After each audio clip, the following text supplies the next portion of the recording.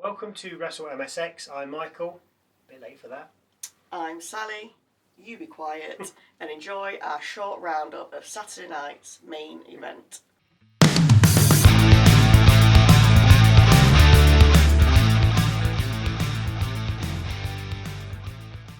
We opened with Rhodes versus McIntyre for the Undisputed WWE Championship, which was a surprise to me. I thought this may have been either the penultimate match or the ultimate match, but here we are. Drew asked Lillian Garcia to call him the real American Dream when she introduced them before the match. And remember, if Rhodes is DQ'd or counted out, then not only does he lose the match, but he also loses the title, which, to be fair to Drew, is a good clause to put in the contract. Yeah. And is fair enough, because the champ does always seem to have the upper hand. Drew goaded Rhodes into breaking the rules, but of course Captain America wasn't biting. Drew tried a count out, but it didn't work, and he did own the opening section of the bout.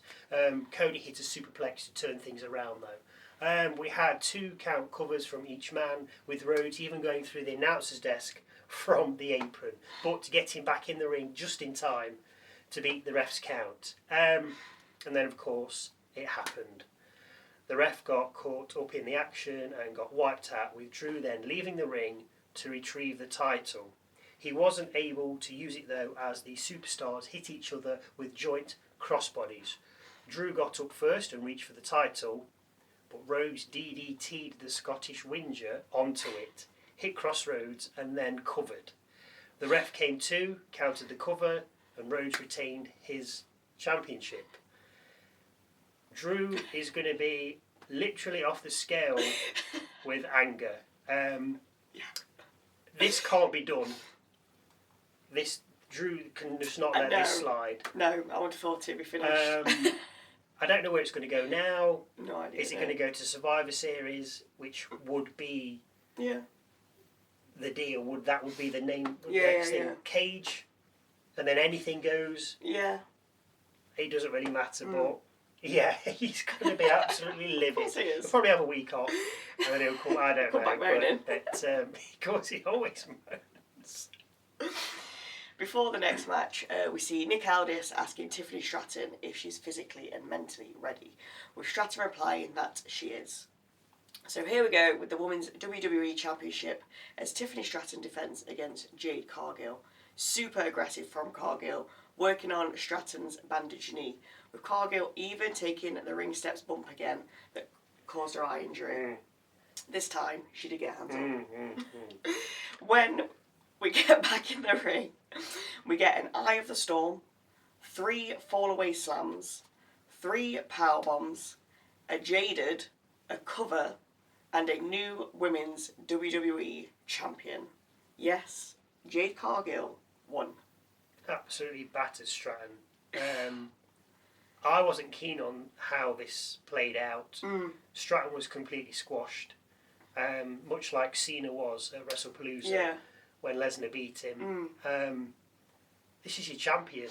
Yeah. Like Cena, she's had it for a while. Cena, Lesnar, okay, we've not seen Lesnar for a while. He's come back, battered Cena. They did that for whatever reason. There's nothing on the line. It didn't matter. Yeah. Their stories had literally finished. Cena certainly is come the end of this year. But why are you squashing your champion like that? If you want Stratton to drop the title, fine. Yeah. But it made her look weak, which I wasn't keen on, because she's been so strong all year. She's beaten Jade before, and now all of a sudden Jade's come in bosh. Yes, I know Jade's annoyed, but she was absolutely battered. Yeah. Whether it'll come back to Stratton not being mentally ready, I don't know, with that linking to what Aldis said before the match.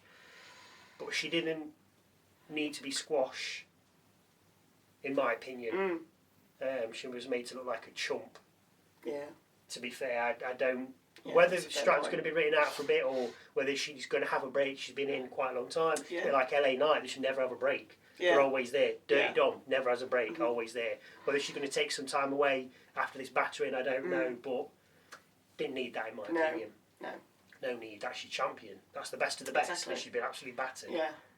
I'm wondering if Belair's going to come in now. She's got to be on the way back. She's got to be on the way back, yeah. Because what they're going to do is have Jax fighting her again against Cargill. Yeah. No. Up next, the Intercontinental Championship triple threat between Dirty Dom, come on Dom, Rusev and Penta. You know everyone's diving out of the ring, you know we have the corner headstand, and you know Penta and Rusev worked together to begin with. But ultimately, it was every man for himself. Dom introduced a chair and tossed it to Rusev while the ref wasn't looking, pretending the Bulgarian used it. But unfortunately for Dom, the ref turned around and says, "It's no DQ." So Rusev then uses the chair on Dom, with Dom then suffering a Mexican destroyer. Not from Rusev, obviously, that'd be ridiculous, from Penta. With Dom out of the action, it was then between Rusev and Penta, with Rusev locking Penta in the accolade and the bell then ringing.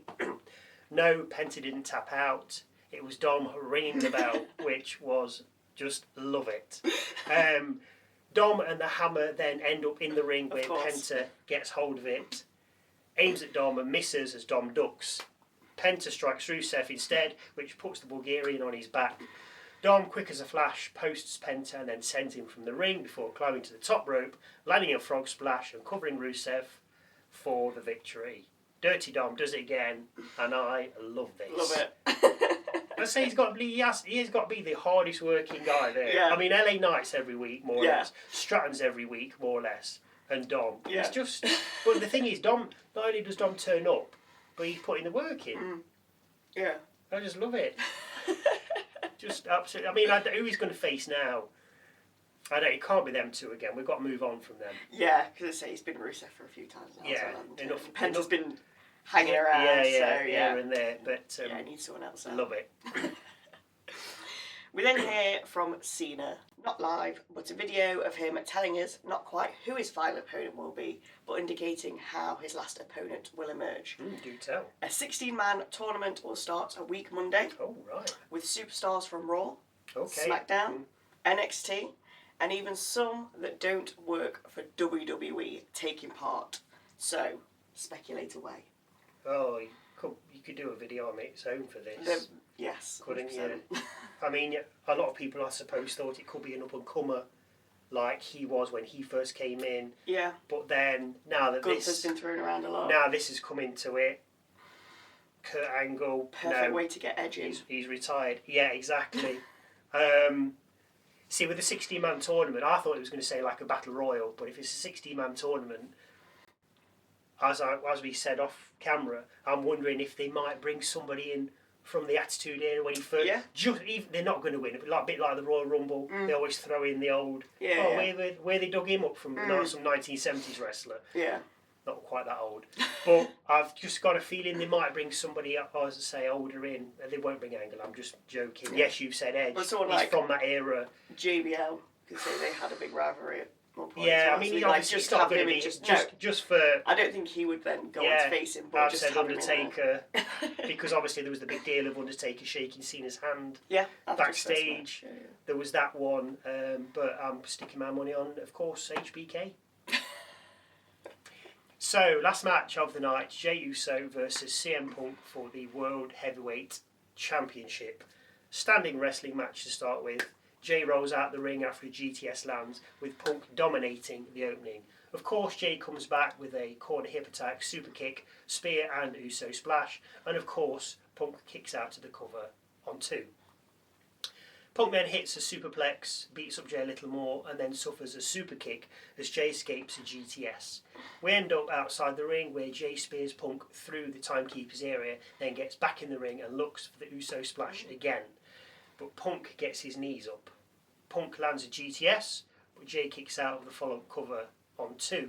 Punk then teases a power driver, but Jey counters into a GTS, which lands and goes for a spear, but Punk beats him to it and spears the Uso before covering again for 2. Punk then lands another GTS with Jey bouncing off the ropes, I've not seen this before, and back onto Punk's shoulders, ready for another go to sleep. Only Jey counters again into a sleeper, but Punk reverses this into an anaconda vice. Jey manages to reach the rope, breaking the hold, but all to no avail, as Punk lands 2 more GTSs. Yes, the second one had Jey bouncing off the ropes. We've seen that enough now, and onto Punk's shoulders, with Punk then covering, getting a 3 count, and becoming the new World Heavyweight Champion, which I think that was a given. I think that was a given. As long with Rhodes winning, Yeah. I think Punk winning was also a given. Yeah. I mean, we did say Stratton to win as well, but clearly that's gone right out the window. I don't mind that she's lost. No, I don't. It was the way. It was the way. There was no need. This is the best of the best. Yeah. If they wanted to get people talking, they've done it. Yeah. Okay. Yeah. Because Punk was, I think Punk was a given. Rhodes, fair enough. Dirty Dom, yeah, that's fine. Yeah. I enjoy him winning or having the title, but to squash Stratton like that, I know. at least give her a fighting chance. I don't know. Anyway, if you enjoyed our short review of Saturday night's main event, then please consider subscribing. And if you liked what we did, hopefully we'll see you Tuesday for Raw.